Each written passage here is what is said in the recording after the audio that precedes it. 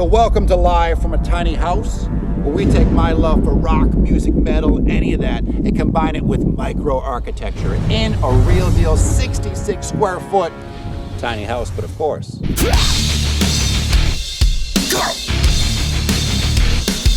This time around, he's one badass mamma jamma, jack of all trades, and has quite the dude to boot. He's done tour work for the Bullet Boys, for Mark Rizzo of Soulfly fame. He drums for Dead by Wednesday, and now he's doing this whole solo acoustic thing. We bring you Opus.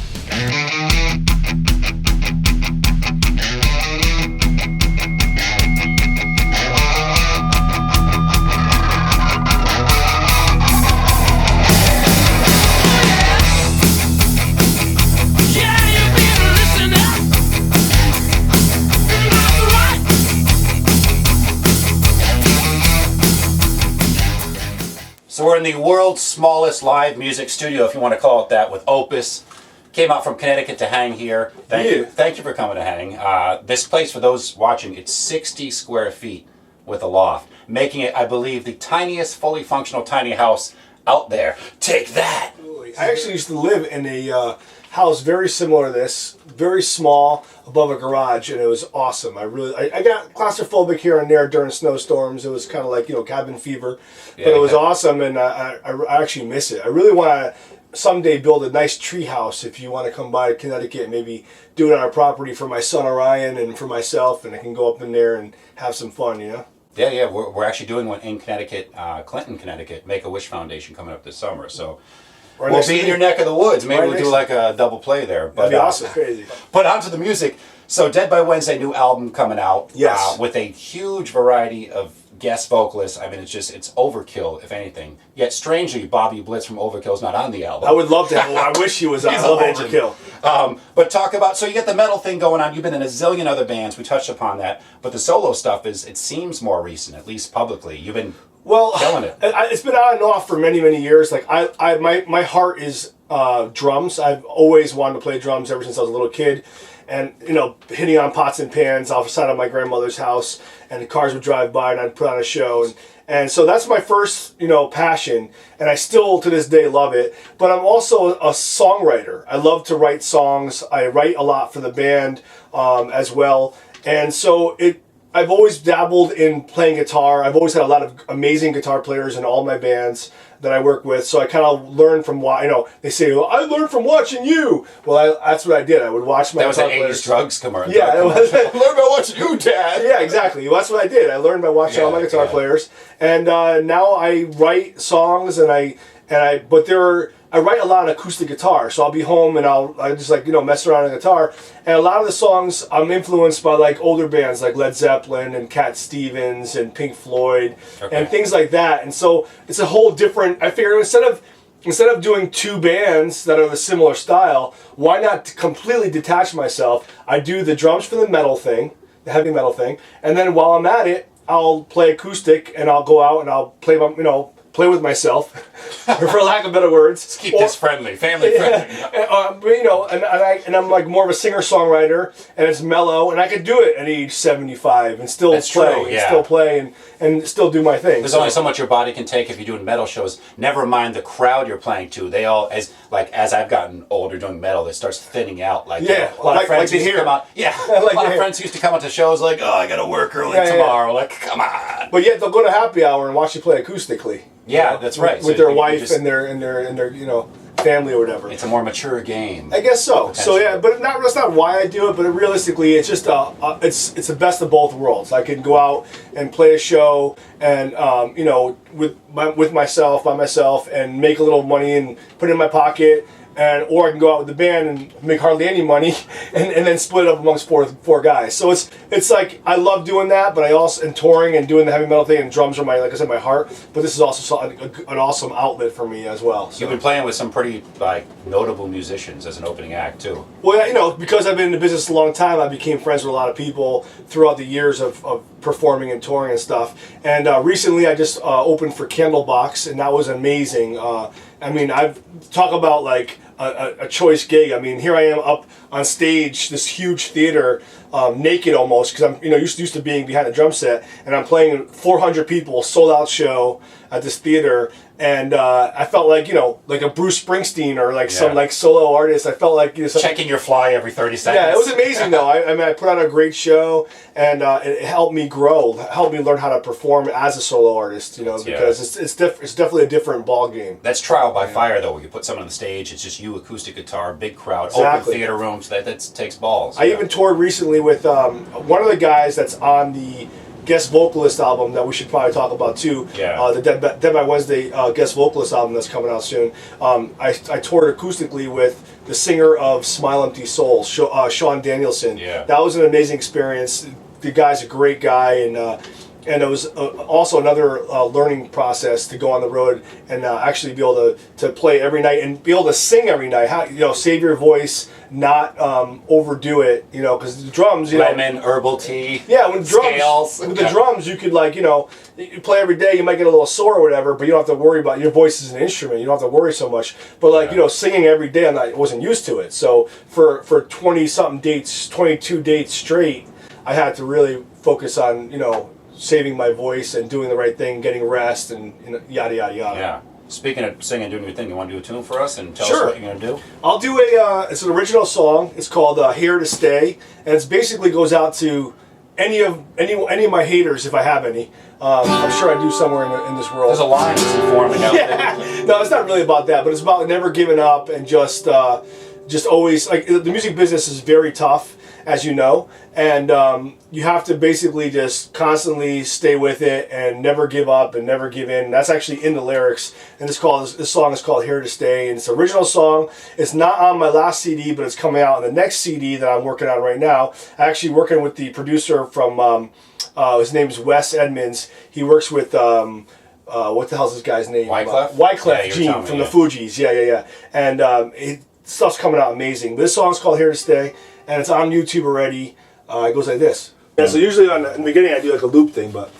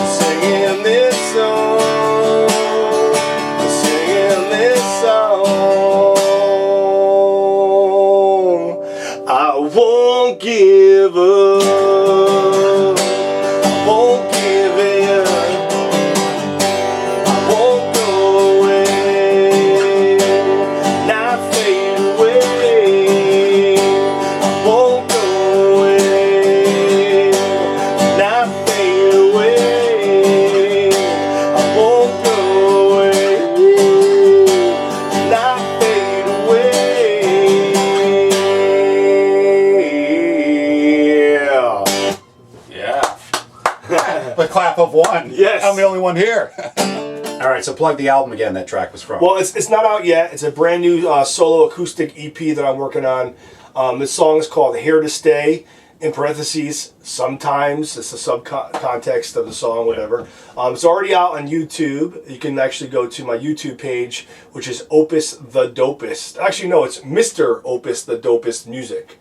Mr. Opus the Dopest Music. Okay, I like it. Yeah. Now back in the metal tangent things. I'm a big metalhead. Yes, me too. I want you to plug the album a little more thoroughly. You're being modest about the Dead by Wednesday album that's coming up. The guest singers on that are phenomenal. I mean, you got Rob Dukes who's fronted Exodus, and yeah, I'll give you a little backstory without being too long. But basically, we had some issues, some personal issues with our last singer, and he basically couldn't do it anymore, and we were like left like sort of like, well, what are we gonna do? We just toured with Shadows Fall. You know, things were going great. We were selling crazy amount of albums. Dead by Wednesday was on a rise, and then all of a sudden, the brakes got on the halt. Yeah. So we decided to take a really crappy situation and turn it around for the positive and make it a positive situation. And the only way we could do that while we were searching for a new singer, which we found, by the way, and he's awesome.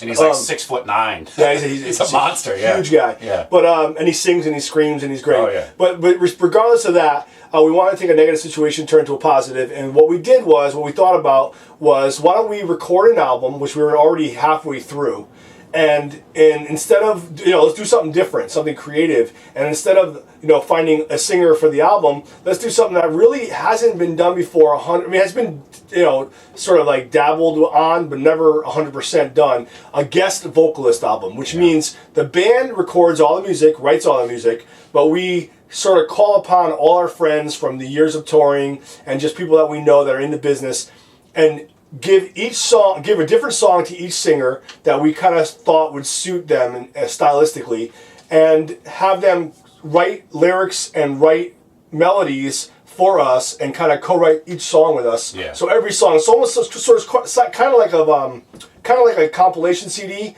like a lot of. It's almost like the metal Santana. Santana had that Supernatural album, yes, which was a huge album for them. You guys in the metal field are kind of doing a tangent of that. But yeah, like hip hop, very too. different. Like a lot of DJs, they'll make beats and they'll have different MCs, different rappers that come over different tracks, and then they'll put out a mixtape. Well, it's like that, but in the heavy metal world, where we just basically did different songs, called upon different people to help us co-write these songs, and we got some amazing feedback and talented people to sign on to it. Some of them are just really close friends of ours from years of touring. Like, for example, Brian Fair from Shadows Fall is on one song.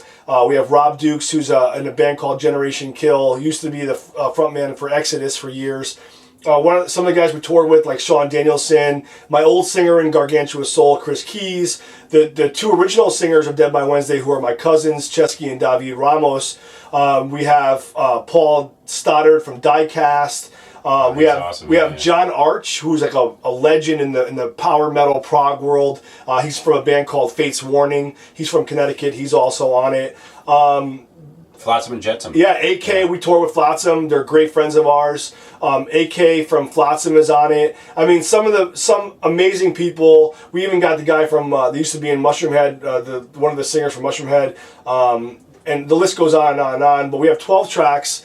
Every track is a different singer. They're all established, great frontmen and vocalists from many different metal bands. A lot of the bands that I grew up on, that I learned from watching them, and I was influenced from them, and now they're on my album. It's pretty amazing. It's gonna be a trip. I mean, even Brian Fair, some of those guys. I mean, he's in this local scene here, but to be recording an album with some of those dudes, oh yeah, Fate's Warning of that caliber. Oh yeah, absolutely. Do you ever just listen to your album, or when you finish, you're sitting there pinching yourself, Well, a lot of times you judge a good album by the hair standing up at the back of your neck. Yeah. And you can say that about yourself a lot. And I know when something's good and when it's not good. And I've had, situations where you're like, it's all right, This album, production-wise, is probably the best that I've ever done.